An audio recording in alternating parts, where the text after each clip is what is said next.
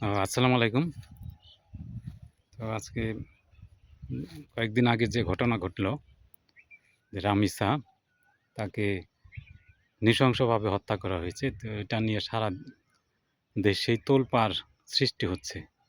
তো সারা দেশে কেন তোলপাড় সৃষ্টি হচ্ছে সেটা কিন্তু আমার প আমা আমার পক্ষে বোঝা সম্ভব নয়। কেন এটা তোলপাড় সৃষ্টি হলো রামিসা হত্যাকাণ্ড নিয়ে? তো আমার কাছে এটা তোলপাড় মনে হয়নি।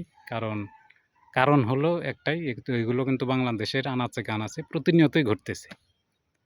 প্রতিনিয়ত যেখানে এগুলো ঘটতেছে তো সেখানে হঠাৎ করে একটা জিনিস নিয়ে তোলপাড় হওয়ার কোনো কেন হচ্ছে সেটা আসলে আমি বুঝতেছি না।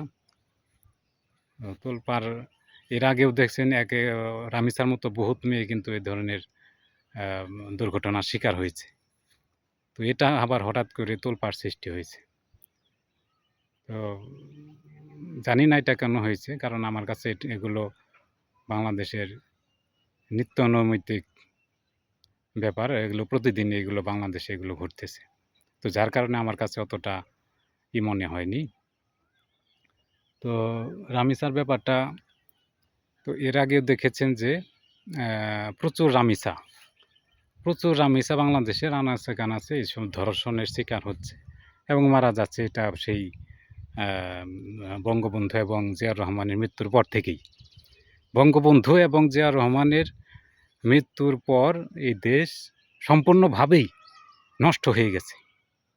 এইখান থেকে এই দেশের উত্তরণের কোনো পথ নেই, কোনো পথ নেই। আপনারা যে যাই বলুন কোনো পথ নেই। তো এগুলো ঘটবে এটাই স্বাভাবিক ব্যাপার। এটা আমি অবাক হওয়ার কিছু নেই। কারোরই অবাক হওয়ার কিছু নেই। তো আমার মেয়ে হোক আর আপনার মেয়ে হোক, হ্যাঁ? আপনি যদি এই ৭-৮ বছরে কোনো একটা মেয়েকে কোথাও একা বেড়াতে দেন, তাহলে ৮০% সম্ভাবনা ধরে রাখেন যে তার ফিরে না আসার সম্ভাবনা ৮০%। ৮০% সে ধর্ষিত হবে এবং তাকে মেরে ফেলা হবে। এই সম্ভাবনা ৮০% এবং ১৫-২০% আছে হয়তোবা যদি ভাগ্য ভালো থাকে সে ফিরে আসতে পারবে। তো এর জন্য যে ঘাতক যারা এসব আ মারে, ধর্ষণ করে তাদেরকে দায়ী, তারাও দায়ী, কিন্তু আমি তাদেরকে একা দায়ী করব না। কারণ ওই যে বললাম যে বঙ্গবন্ধু এবং জিয়াউর রহমানের মৃত্যুর পর এই দেশ ধ্বংস হয়ে গেছে এবং নষ্ট হয়ে গেছে। তো এই ধরনের আ ঘটনা ঘটলে অবাক হওয়ার কিছু নেই। তো যে কারণে আমি বলব যে আপনারা আপনাদের সন্তান-সন্ততি অবশ্যই দেখে রাখবেন এবং কেয়ারটেকার রাখবেন সবসময়, যাতে সে সবসময় নিরাপদে থাকে। এবং আপনার মেয়েকে যদি আপনার বাসায় একা রেখে কোথাও বেড়াতে যান এবং ধরে নিবেন যে আমি আসলে মেয়েটিকে জীবিত পাবো কিনা, নাকি আ ই জীবিত নাকি পাবো সেটা কিন্তু ধরে নিতে হবে। তো রামিসার ব্যাপারটাও সেরকমই হয়েছে। তো সে কারণে আমি বলব যে আসলে এই বাংলাদেশে যে এই ধরনের ঘটনাগুলো ঘটছে এগুলো কিন্তু যারা ঘাতক তারা কিন্তু দায়ী নয়।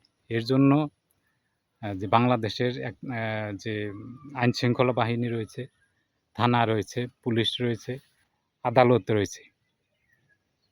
তো তারা অপরাধীকে ধরে তাদের কাছ থেকে টাকা খেয়ে কয়েকদিন পর তারা ছেড়ে দেয়।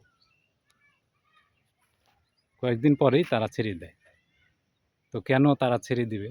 টাকা খেলো, হলো। তো এগুলোকে নিয়ম।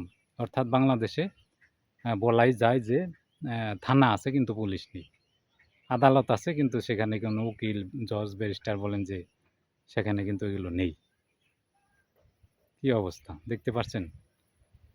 তারপরে দেখুন যে বাংলাদেশের সরকার কি ব্যবস্থা করে যে একটা ফ্ল্যাটে যদি ৪ তলা ৫ তলা সেখানে যদি ভাড়া দেওয়া হয়, হ্যাঁ? তাহলে সেখানে তো অবশ্যই আ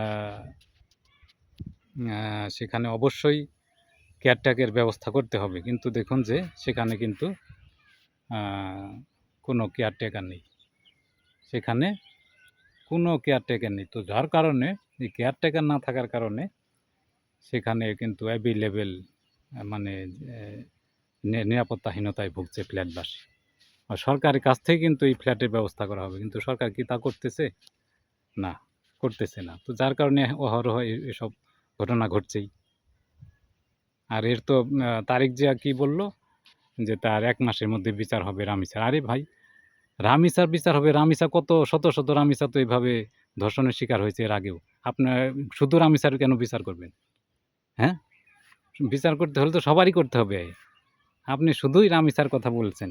তো একজন রাষ্ট্রপতি হয়ে এ ধরনের ভুল কথাবার্তা বলা আসলে আমার কাছে ঠিক হয়নি আপনার কথাটা।